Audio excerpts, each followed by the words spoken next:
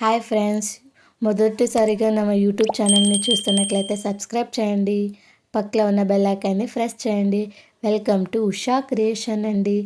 ఈరోజు మేము ఆంధ్ర స్టైల్లో నూనెంకాయ ఎలా చేయాలో చూపిస్తానండి మీకు.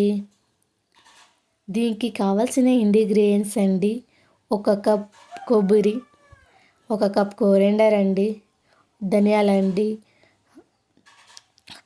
ఎల్లిపాయలండి, 6 లవంగా, అల్లము, చెక్క అండి. ఇప్పుడు ఒక మిక్సీ జార్ తీసుకున్నాలండి. అందుట్లో కొబ్బరి మేము చూపిస్తే కదండి, ఆ కొబ్బరి అందుట్లో వేసుకోవాలి. ధనియాలు వేసుకోవాలండి. తర్వాత చాప్ చేసి పెట్టుకున్న కొత్తిమీర అందుట్లో వేసుకోవాలండి. తర్వాత 6 లవంగాలు అందుట్లో వేసుకోవాలండి. చెక్క అందుట్లో వేసుకోనండి. అల్లము మిక్సీ జార్లో వేసుకోనండి. ఎల్లిపాయలు మిక్సీ జార్లో వేసుకున్నాయండి. అల్లం కొంచెం వేసుకోండి, ఎక్కువ వేసుకుంటే కారం అవుతుందండి, మళ్ళీ మీరు చూసి వేసుకోనండి. తర్వాత గ్రైండ్ చేసుకునండి,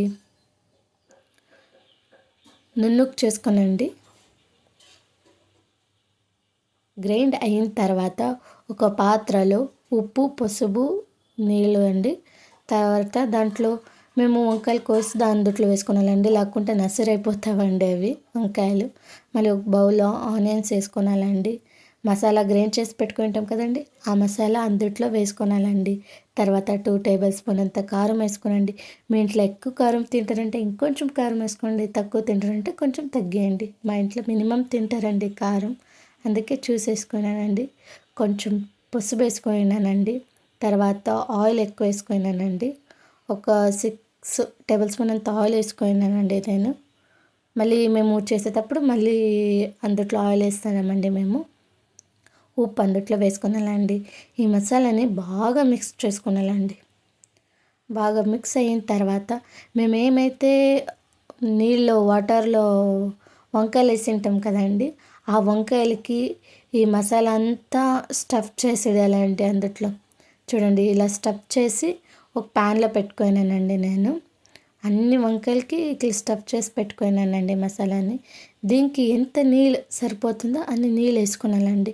మా ఇంట్లో కొంచెము నీళ్ళుగా తింటారు కాబట్టి కొంచెం ఎక్కువ నీళ్ళు వేసుకున్నాను, అంతే అండి. బాగా పెద్ద వంకాయలు ఉండవు కాబట్టి కొంచెం ఎక్కువ నీళ్ళు వేసుకొని, ఉడికేకి టైం పడుతుంది కదండి. మళ్ళీ అందుట్లో నూనె వేసి ప్లేట్ ముచ్చిడేయాలండి. ఉడుకుతుందండి. ఉడికిన తర్వాత బాగా ఉడకాలండి. ఉడికిన తర్వాత మేము ముందుగానే చాప్ చేసి పెట్టుకుంటాం కదండి టమాటోలు, అందుట్లో వేసుకోండి. ముందుగా వేసుకుంటే వంకాయలు ఉడకలేదండి, టమాటోలు బాగా ఉడకాలండి. వంకాయలు బాగా ఉడికిన తర్వాత మేము టమాటోలు వేసుకుంటే ఇదవుతుందండి, లేకుంటే వంకాయలు ఉడికేదే లేదండి. మళ్ళీ చాప్ చేసి పెట్టుకుని కొంచెం కొత్తిమీర పైన ఉదిరించుకుంటే వేసుకుంటే బాగుంటుందండి. నూనె వంకాయ రెడీ అండి. ఈ నూనె వంకాయని మేము పలావ్లో కానీ టేస్ట్ చేస్తే చాలా బాగుంటుందండి. మేము ఈరోజు రొట్టె చేస్తున్నాం కాబట్టి ఆ రొట్టెతో టేస్ట్ చేసినామండి, చాలా బాగుంది. చపాతీకి అయితే ఇంకా బాగుంటుందండి. మీకు గనక ఈ రెసిపీ ఇష్టమైతే లైక్ చేయండి, షేర్ చేయండి, కామెంట్ చేయండి. అట్లే మీరు మా యూట్యూబ్ ఛానల్కి సబ్స్క్రైబ్ కాండి. మీరు కూడా ట్రై చేసి ఎలా ఉందో కామెంట్ బాక్స్లో చెప్పండి నాకు. Bye friends.